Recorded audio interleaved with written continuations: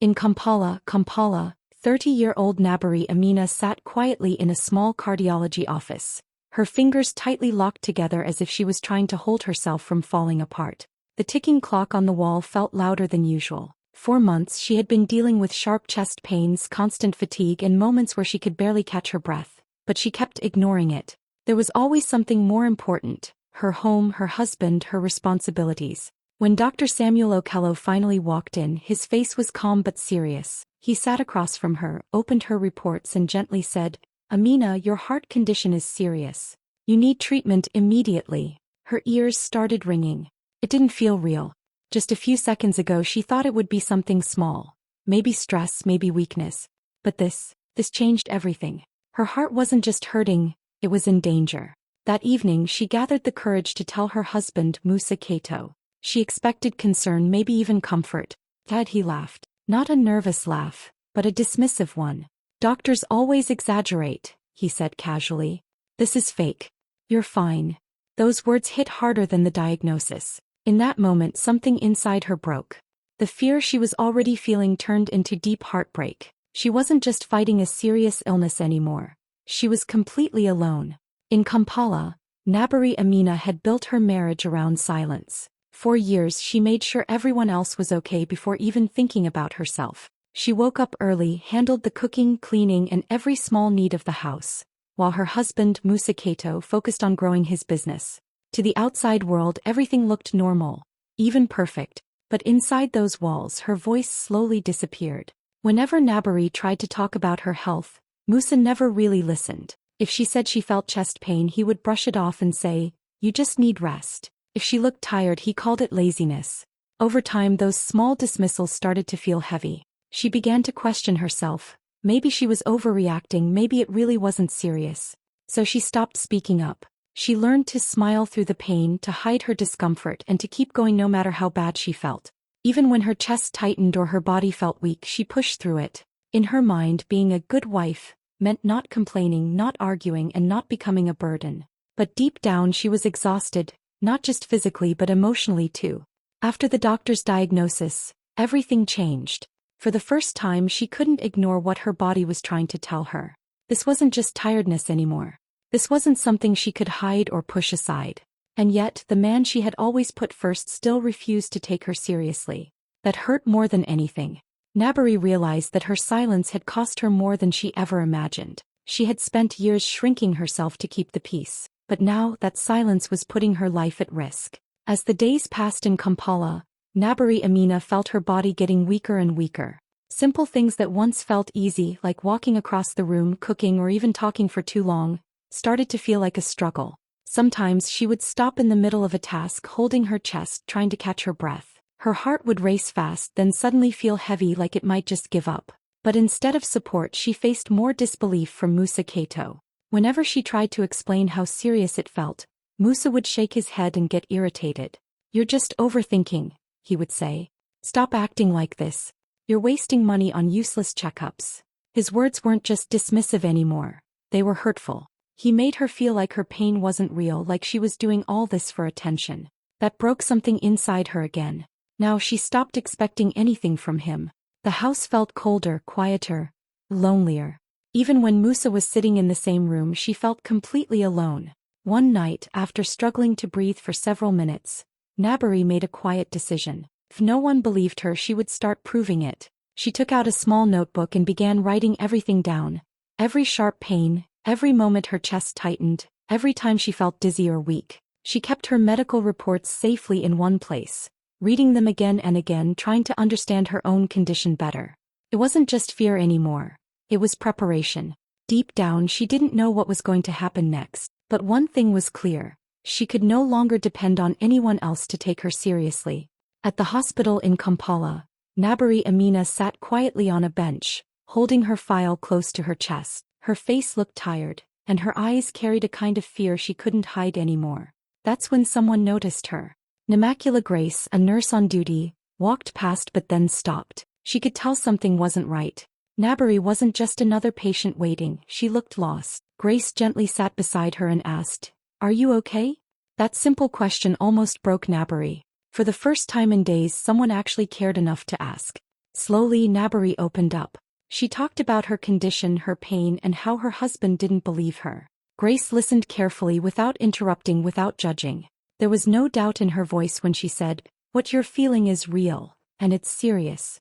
You need to take this seriously even if others don't." Those words felt like a small light in a very dark place. From that day Grace became more than just a nurse. She became someone Nabari could trust. She checked on her, guided her, and made sure she didn't feel alone anymore. But she didn't stop there. Grace told her about a heart specialist in Nairobi who had successfully treated patients with similar conditions. She explained how advanced care there could give Nabari a better chance at recovery. At first the idea felt scary, traveling to another country, facing everything alone. But for the first time Nabari also felt something else: hope. In a world where everyone had doubted her pain, one stranger chose to believe her. And sometimes that's all it takes to change everything. One night in Kampala, everything finally fell apart. Nabari Amina was in the kitchen trying to do something as simple as preparing tea. Her hands were shaking, her breathing was already heavy, but she kept pushing herself like she always did. Suddenly, a sharp pain hit her chest, stronger than ever before. It felt like her heart was being squeezed. She tried to call out, but no voice came. Within seconds her vision blurred, her body lost strength, and she collapsed hard onto the floor. The sound brought Musa Keita running. At first he thought maybe she slipped, but when he saw her lying there struggling to breathe, barely conscious, panic took over. Her face was pale, her body weak, and for the first time he was truly scared. "Amina! Amina!" he shouted, shaking her, but she could barely respond. Without wasting another second he rushed her to the hospital, driving faster than he ever had before. His hands were trembling on the wheel, his mind racing with fear and confusion. This didn't look fake anymore. At the hospital, doctors quickly took her in for emergency care. Machines were attached, voices were loud, and everything moved fast. After what felt like forever, a doctor came out with a serious expression. Her condition had worsened dangerously. They explained that the delay in treatment had made things critical. What could have been managed earlier had now become life-threatening. Musa stood there in complete silence. The same man who once laughed and called it fake, now couldn't even look up. The reality hit him all at once, and it hit hard. But the worst part? He was finally understanding the truth, at a moment when it might already be too late. At the hospital in Kampala, the truth was no longer something anyone could ignore. Nabari Amina lay in a hospital bed, weak and connected to machines, while doctors carefully reviewed her reports. The scans, test results, and medical files all showed the same thing. Her heart condition was serious, and now it had reached a dangerous stage. One of the doctors called Musa Keita aside and explained everything clearly. There was no confusion, no exaggeration, just facts. If she had started treatment earlier, the doctor said, this situation would have been much easier to control. But now it has become critical. Those words hit differently this time. Musa stood there holding the reports in his hands, staring at them like he was seeing the truth for the first time. The same papers he once called fake were now the only thing explaining why his wife was fighting for her life. He didn't argue. He didn't laugh. He couldn't. Every moment he had dismissed her pain started replaying in his mind. Every time she said she wasn't okay, every time he told her to stop overreacting, every time he refused to listen. It all came rushing back, heavier than ever. Guilt slowly replaced his arrogance. He looked through the glass window at Nabari lying there, so still, so fragile, and for the first time he realized how close he was to losing her. Not because of fate, but because he chose not to believe her. The silence around him felt loud. There were no excuses left now, no denial, no way to escape the truth. It was all right in front of him. And the hardest part to accept was this: if he had just listened earlier, things could have been very different. Nabari Amina's journey to survival took her beyond Kampala, all the way to a specialized hospital in Nairobi. The decision to move her was urgent. Her heart needed expert care that only this hospital could provide. But the journey itself was far from easy. Each step felt heavy, each breath a struggle. Even sitting in the ambulance, her chest ached and her body trembled. The road ahead was long, and every mile reminded her of how close she had come to losing everything. Yet in the midst of fear and pain, Nabari found a strength she didn't know she had. She held on to hope like a lifeline. Even when exhaustion threatened to overwhelm her, she refused to give up. She thought about her life, about all the years she had put others before herself, and realized that now, more than ever, she had to fight. not just to survive but to take back control of her life. At the hospital in Nairobi, doctors quickly assessed her condition. She underwent tests, scans, and treatments that were intense and sometimes painful. But Nabari faced every moment with courage. She listened carefully, asked questions, and followed every instruction, determined to give herself the best chance at recovery. It wasn't just a fight for her heart, it was a fight for her independence, her dignity, and her future. She remembered the times her husband had dismissed her, the times she had been silenced, and that memory fueled her determination. She wasn't just surviving a disease, she was reclaiming the life she deserved. Day by day the treatments tested her, but Nabari didn't waver. Every small improvement felt like a victory. Each moment she could breathe easier, each step she could take without pain, reminded her of her resilience. For the first time in years, Nabari felt she was living for herself, not anyone else. And that made her fight even stronger. She was no longer just a woman with a serious illness. She was a woman rising, fighting back, and refusing to let anyone or anything take her life from her. After weeks of treatment in Nairobi, Nabari Amina was finally starting to recover. And that's when Musa Kato showed up at her bedside. He looked nervous, ashamed, and for the first time truly worried. He tried to speak, his voice trembling. "Amina, I'm sorry. I should have listened. I was wrong." But his words didn't land the way he hoped. Nabari looked at him quietly, her eyes steady, and remembered everything. She remembered all the times she had told him about her chest pains and exhaustion, only to be met with laughter or dismissive words. She remembered the nights she struggled to breathe alone while he ignored her suffering. She remembered how his disbelief had cost her precious days, precious care, and almost her life. Hearing him apologize now felt strange. It wasn't that she didn't want him to feel remorse, but those words came too late. Too late to erase the fear, the loneliness, the nights she cried silently while her heart raced. Too late to give back the moments that had slipped away because he refused to believe her. Musa tried again, his voice pleading this time. "I didn't know. I didn't understand. Please forgive me." But Nabari's heart had grown stronger in these weeks. She realized forgiveness wouldn't be instant, not because she hated him but because his disbelief had left real scars. She wasn't the same woman who had quietly suffered in silence. She had faced death, fought for her life, and survived. The emotional tension between them filled the room. Musa stood there, heavy with guilt and fear.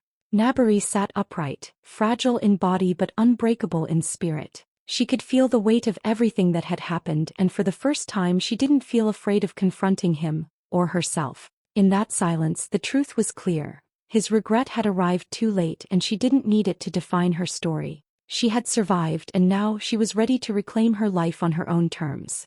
After weeks of treatment in Nairobi, Nabari Amina began to feel herself coming back to life. The constant pain that had weighed her down was slowly easing, and with each day she could breathe a little easier, move a little stronger. But it wasn't just her body that was healing. Her mind and heart were waking up too. As she lay in the quiet of her hospital room, Nabari started thinking about her life. She thought about the years she had spent putting everyone else first, her husband, his family, the household, and how she had neglected herself in the process. She remembered the times she had tried to speak up about her health, her fears, and her feelings, only to be dismissed, laughed at, or ignored. And she realized something painful. She had allowed her needs, her voice, and even her happiness to take a back seat for far too long. Looking back on her marriage, Nabari could finally see the truth clearly. She had loved and cared, yes, but for someone who didn't truly value her. Someone who had called her pain fake, and almost let her life slip away because of disbelief. It was a bitter truth, but facing it gave her a new kind of clarity. She also reflected on herself, the woman who had survived against the odds, who had fought for her life, and who had discovered an inner strength she didn't know she had. She realized that her self-worth had never depended on anyone else's recognition or approval. For the first time in years she felt free to think about her own happiness, her own dreams, and what she truly deserved in life. This time of reflection was quiet but powerful. Nabari knew that life was too short to ignore herself, to stay silent, or to accept less than she deserved. She made a promise to herself that she would never again let anyone dismiss her, control her, or make her feel small. She had been through the darkest storm, and now she could see clearly. It was time to live for herself, to put herself first, and to embrace the future she had fought so hard to reach. Months after returning to Kampala, Nabari Amina stood outside, feeling the warm sunlight on her face. The bright blue sky stretched above her, and for the first time in years, she felt a sense of calm and clarity she hadn't known before. She thought about everything she had been through, the long months of illness, the fear, the pain of being ignored, and the fights she had fought just to survive. In that quiet moment she made a decision, one that would change her life forever. She would put herself first. Her health, her happiness, and her future mattered. No longer would she let anyone's disbelief or neglect define who she was or what she deserved. She had learned the hard way that her life was hers alone to protect and cherish. Musa Kato tried to reach out, filled with regret and guilt, but Nabari didn't let his feelings control her anymore. She didn't need his apology or his validation. His regret was his own, and it no longer had a place in her life. Nabari had been through something that would have broken many people, but she survived. She had faced death, fought for herself, and come out stronger on the other side. She realized that strength wasn't just about enduring pain. It was about reclaiming control, standing up for yourself, and refusing to let anyone diminish your worth. As she took a deep breath, feeling the breeze on her skin, she smiled. This was her life, her story, and she was finally living it for herself. The woman whose pain had once been dismissed as fake had proven something far greater. She could survive, rise, and thrive. She had reclaimed her life, and nothing, not fear, not doubt, not regret, could take that away from her.